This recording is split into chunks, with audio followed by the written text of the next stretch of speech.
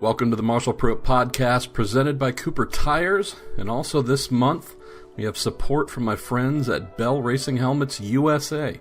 And courtesy of Bell Helmets, we had a little sit down to start off the proper month of May here with practice set to go on Tuesday at Indianapolis Motor Speedway with the greatest of all time, Mario Andretti.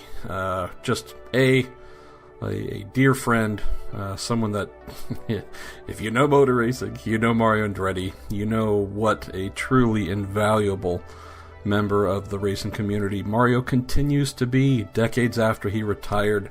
And our friends at Bell said, hey, you know what? He's been a really important part of our history.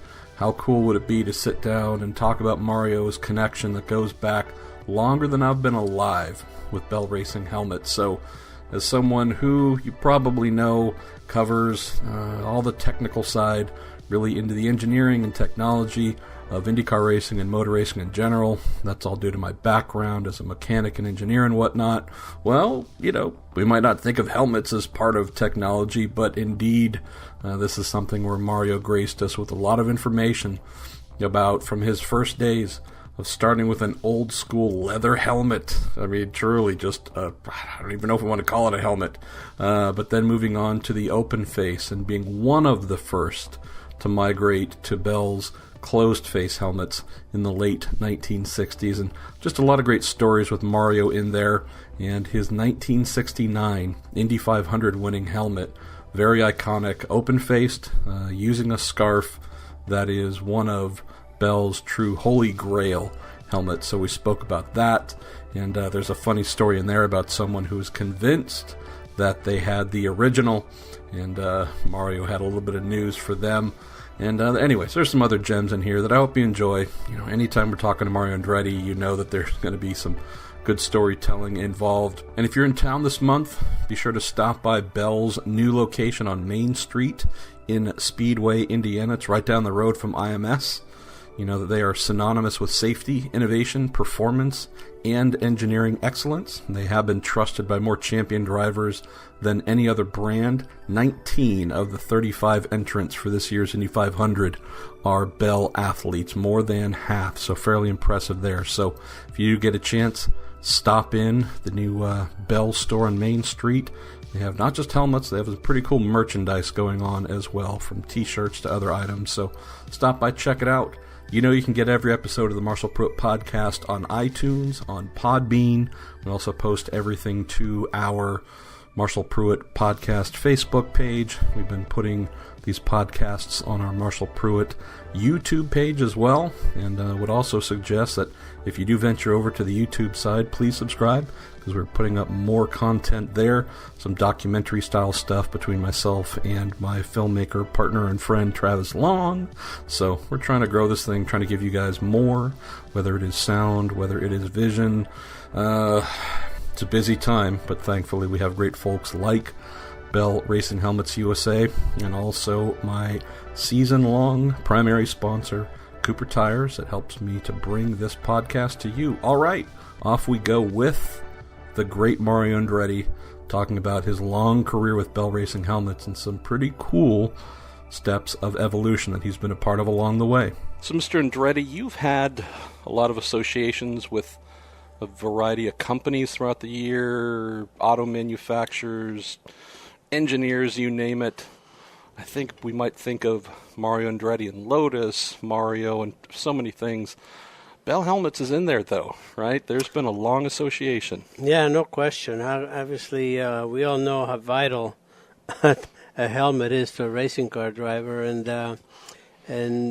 it's quite honestly, you know, I didn't have many choices until you reach a certain level, and then you know, even Bell will start paying attention to you. But ever since I broke into the ranks of, you know, the champ cars back in '64, I remember I've had, you know, a Bell helmet, and throughout my career, you know, I basically between '64 and 2000,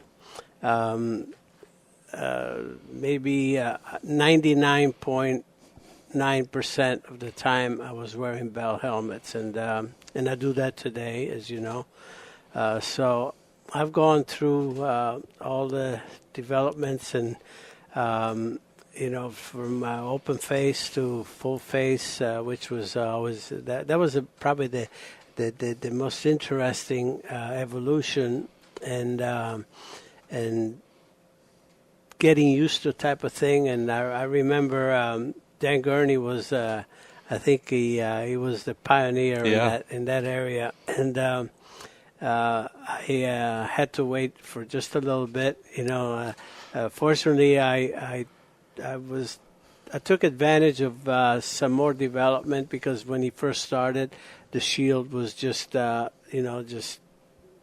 not, could not flip, so it wouldn't open. So there were a lot of, as you can imagine, issues, the heat factor and fogging and all of that sort of thing. So he did all that for us. I like that you let the Big Eagle do the development. Yeah, he did the development. Yeah. And so it looks like, 1970 is the time then I switched over, wow. To Bell. And it's been from 1970 to 2000, basically 30 years. That's I was born in 1970, so that's okay, boy, well, that's it's been quite some time. Let's maybe go back to the beginning of you and your brother Aldo. What kind of, I don't want to just say helmet technology, but head protection were you using back in the day? Dirt tracks, the little, home-built cars and such you were racing. I have to imagine, I don't want to say it was an afterthought, but it certainly wasn't something that is such a big part of our life like it is today. Well, but you had to have a helmet. Of course. And with Aldo and I, at the very beginning, the first season, we had one helmet, two drivers, one car, two drivers, and we had to share everything. And that was nothing different, because as twins with Aldo, always had to share. And we never had two of anything. And fortunately we didn't have to share the woman that we married, but that's when it started being more, of a personal thing. But, going back to the helmet, I think it was a Cromwell helmet. It was, leather type of thing, like something close like they used to have with the horse racing, I guess. And that was the thing in vogue at the time, and I don't even remember how we got that. Well, obviously we paid for it somewhere, but that would have been state of the art, right? Well, a leather helmet at that time. Pretty much it was. It was probably as good as you could get, and but here again, Aldo had. The accident that he had at the very last race of the season, he had a base of the skull fracture, so that helmet obviously didn't do the job, but that's what it was, and so from there, I just, like I said, I'm looking at, I know I had some Bell helmets even when I was running midgets, because I had, so it was some Bell, and then I forget what the other brand was. There was another brand that was popular as well, where, IndyCar drivers, and it was a kind of a mix back and forth. But again, once I reached the Champ Car level, I pretty much stayed with Bell, and there were like 2 years in Formula One when I was with Alfa Romeo. I had Nava helmets. And then 1 year I had Simpson, but after that it was, and I've been approached with helmet manufacturers, Rye and so on and so forth. But I've always had just so much faith in Bell, because they continuously, everybody obviously improved the product, and but. I was, because of the testing that I was very familiar with, and of course the people, the human side involved with Bell, I always felt like I had a good home there. And as you can see, my family of race drivers on both sides, my brother's side, Aldo's side, and my side, they all obviously have benefited, from the product from Bell, and Bell has been fantastic to us. But I always look for the latest and greatest, and everything, and I think we get it there.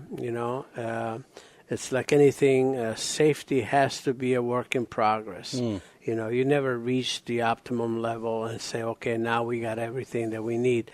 And that's Bell's position always, by learning from potential situations, and but always looking for, the ultimate comfort, with something that obviously will protect you to the maximum as well. And, it's been a lot of the shield factor, just the penetration that we had, about 15, 20 years ago. But today, you'd be safe all the way. And the fogging and the comfort of ventilation and the aerodynamic side, between the super speedway and the road course. Again, it's a helmet that's very diversified. I don't know if any other manufacturer has. I'm not familiar, but if they have all of these types of helmet that obviously would be more, suitable for the type of racing, whether it's, like I said, with Bell, because of the diversity of IndyCar, they obviously cater to that, very, very well. So, and that's one thing that I've seen, having worked in IndyCar for a couple decades, is there are obviously multiple helmet manufacturers that get used, and there are often support techs on site. Yeah. Maybe not at all the races, but the one thing that I guess I've had an appreciation of Bell long before, for many, many years, I think is to your point of customization. We're going here, we're going to want this wicker, we're going to want this strip, we're going to want whatever it is. There just seems to be you almost want to call them your helmet mechanics, because that's almost the role that they play. Yeah, and then the other thing too, I think as far as the ventilation and everything that you want, it's a personal thing. Certain drivers, like this and that, and they have movable pieces, aerodynamic pieces and so forth that you can use as well and test with. Again,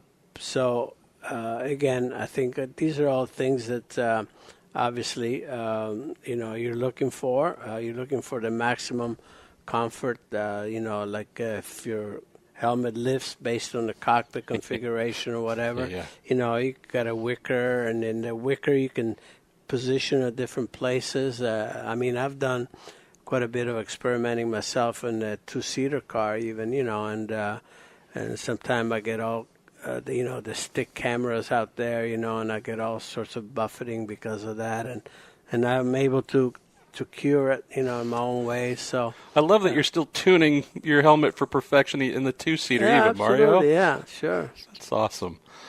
So your relationship with them dates back to the 60s.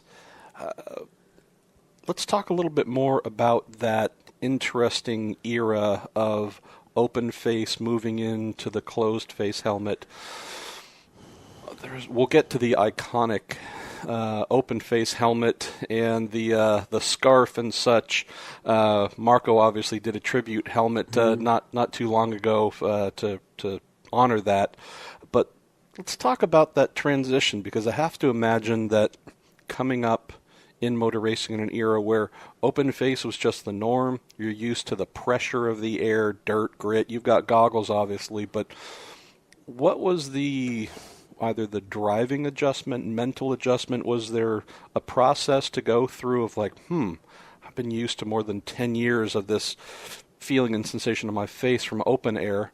Now I'm having to adjust to that being gone. Was that a thing to get comfortable with? Well, pretty much everything that you just mentioned was a factor. A lot of it, the biggest factor, however, I think was the weight.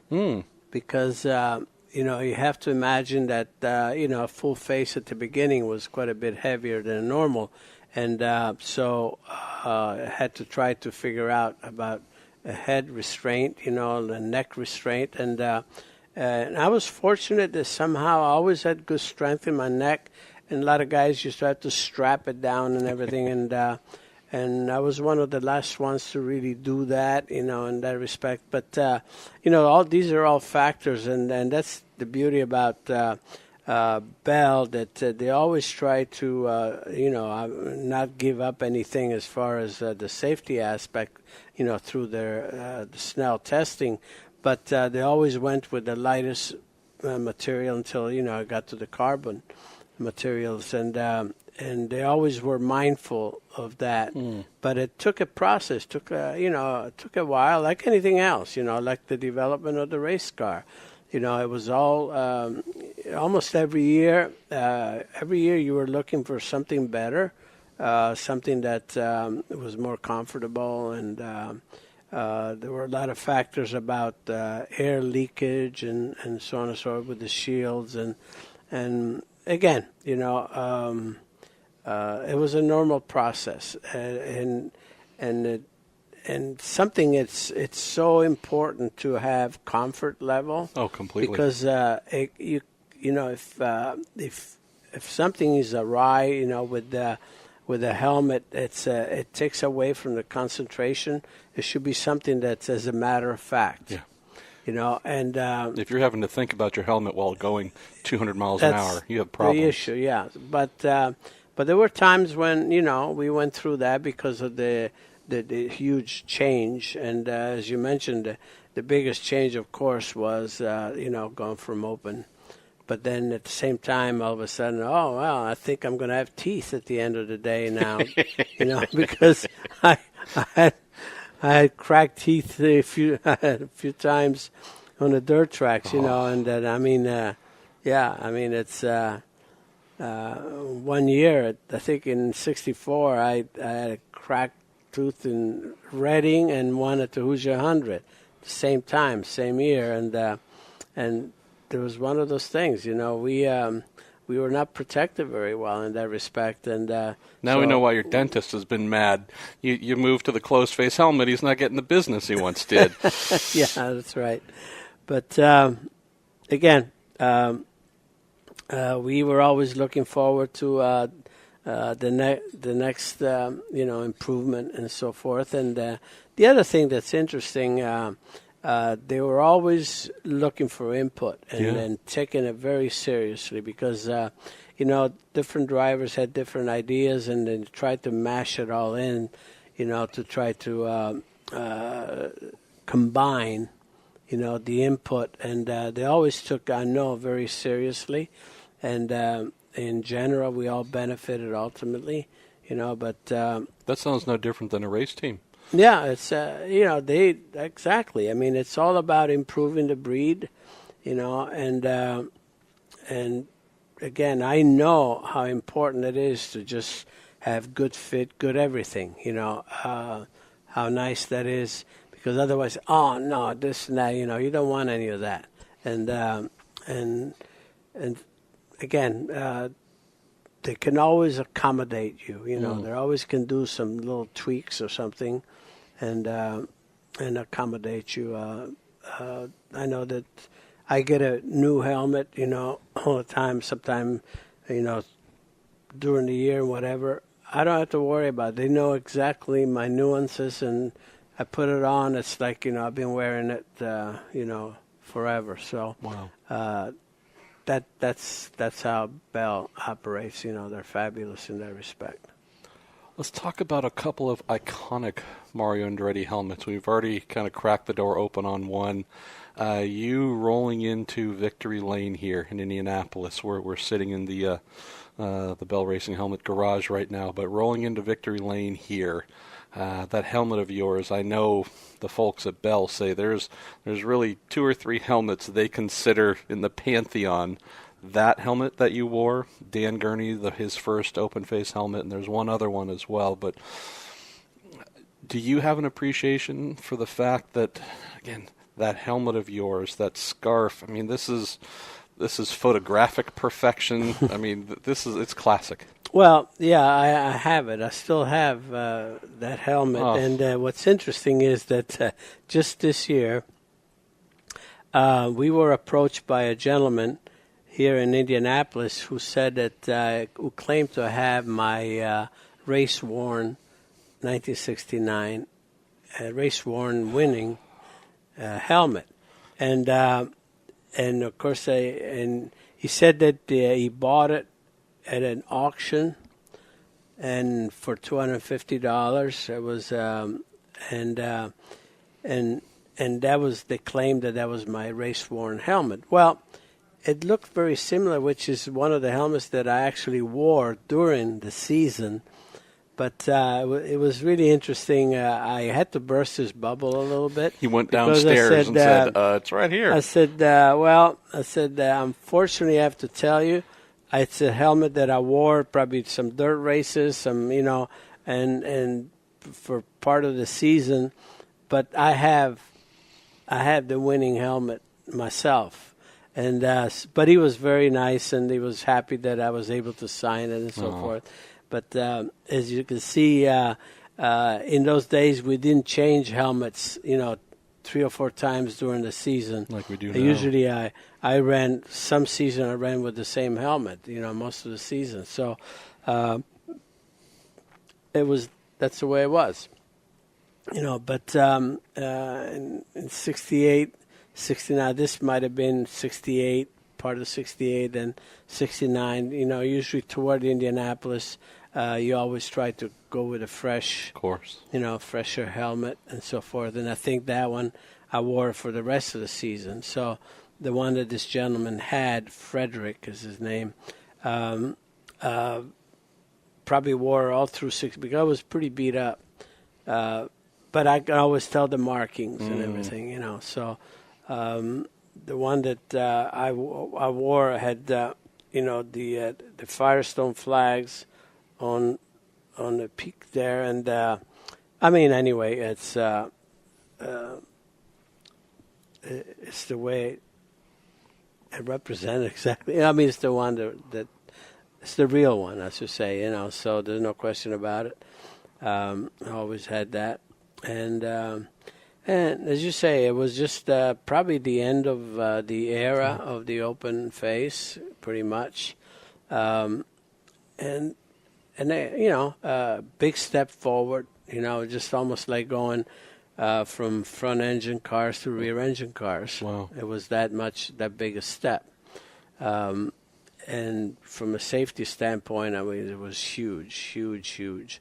Looking at even the padding, the shell, and the padding that I had there, like versus, not even just today, you could not even begin to compare, but versus just 5-10 years later, wow, huge improvement, So it's amazing what, how exposed we were, in those decades. What's fascinating for me, Mario, is looking back through photos of here at the Speedway, and I think you raise a great point of you can look at someone posing for a qualifying photo in the 1930s, and you look at what they are. You could kind of call it head protection, but maybe not really. Wind protection. Yeah, exactly. Keep the hair nice. Keep the hair nice. But to your point, you move along that timeline of 40s, 50s, 60s, you see the cars evolving, but then you also see the helmets evolving as well. Let's move to another classic helmet of yours while we're talking anniversaries. 40-year anniversary of your Formula One World Championship, the gorgeous Lotus 79. That helmet as well. I know I spent plenty of time as a kid just marveling at that car, but helmet also just seemed to look perfect, fit perfect in the overall shape of that car. Does that helmet also hold any special memories for you, either from a technology standpoint or just that year? Well, I think pretty much all of it. The helmet is device, just essential, probably the most essential device in a period where you had degree of success, becomes something very special because of that.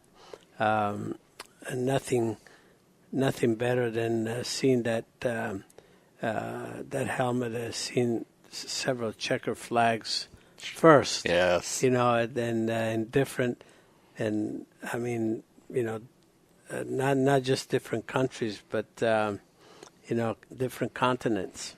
The Bell helmet that was in my head has won in 5 continents, and has been on podium in 6 continents. So it's traveled with me. Yes, plenty. Absolutely.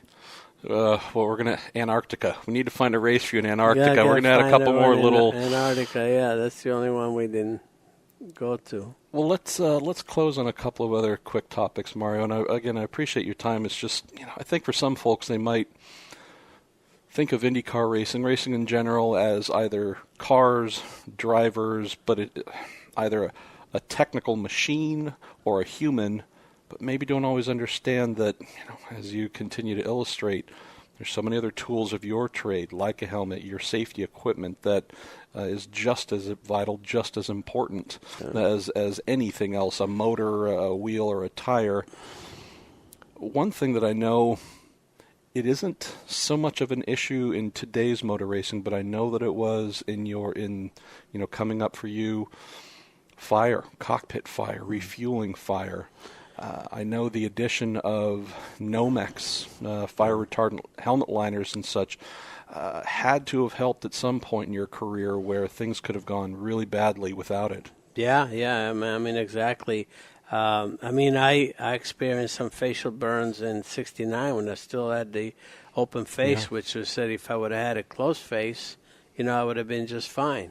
So that's a perfect example, and that's one thing we didn't touch on. But as we obviously gain more protection through Nomex, the materials, that obviously protected us from fire, and the rest of the body, Bell helmet reacted immediately and giving us, the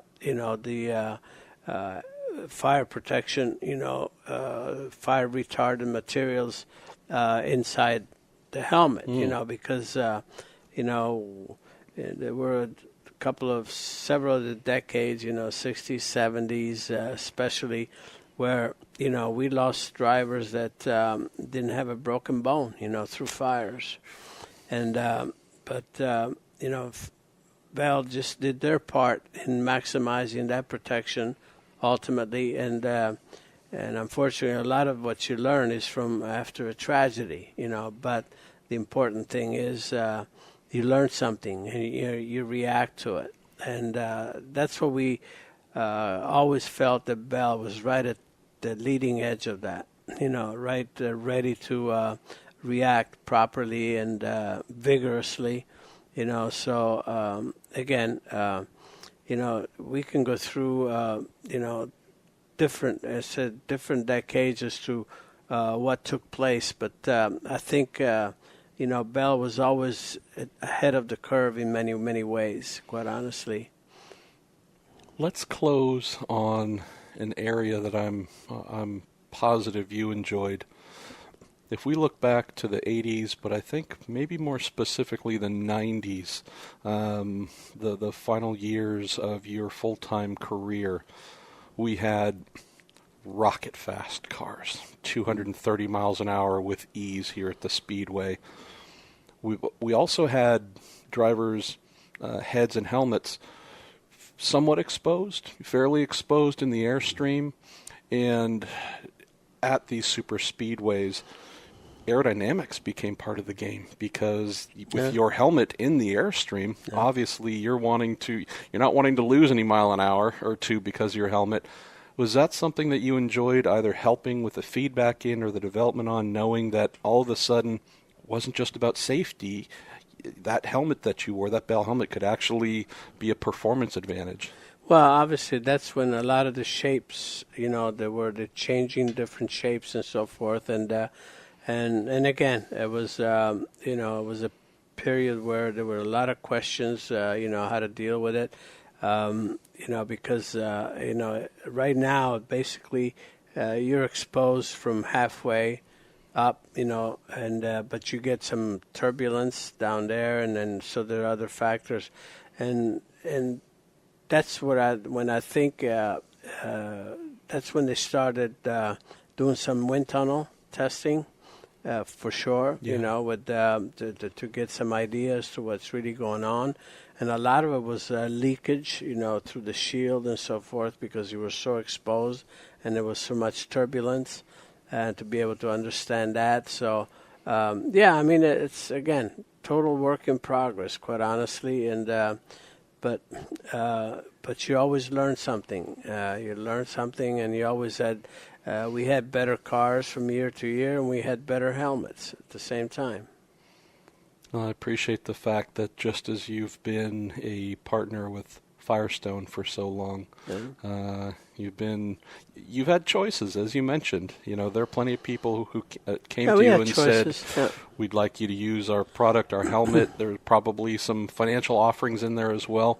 I appreciate the fact that rather than listen to someone's marketing pitch, you let the quality of the product do the talking. Yeah, something that's as vital as what we're talking about. You just you put that value in first, in that it's not a commercial or financial value. That's all important at that point. So that's the way I always looked at it. Thank you, my friend. My pleasure. And that was Mario Andretti sitting down with me in the Bell Garage inside Gasoline Alley last week, and we're going to have some more fun things we're going to do this month. We're going to continue doing our Day at Indy podcast, the short form end of day pieces. Every time an Indy car is on track, we're going to be doing something at the end of the day, talking about it with whether it's a driver, team manager, engineer, personality. Might be myself and my racer colleague Robin Miller. This is all again being presented to you by Bell Racing Helmets and Cooper Tires. Then we're going to do something here coming up. Still working out the details. Not trying to tease you here, just trying to share that while we don't have the exact method in place, we know that as we get closer to the 102nd Indy 500, we're going to do a roundtable podcast recording with a number of Bell athletes, and so I'm told that could be a kind of sort of public thing. So just waiting to hear back from our friends at Bell Racing Helmets as to where it's going to be, when it's going to be, and hopefully if you are in town, in or around Speedway, Indiana, come join in, heckle us, ask questions, have some fun, because admittedly that's about all we're trying to do here with this podcast. Have some fun. Maybe you might learn something if you're not careful. All right, I'm Marshall Pruett. This is Marshall Pruett Podcast.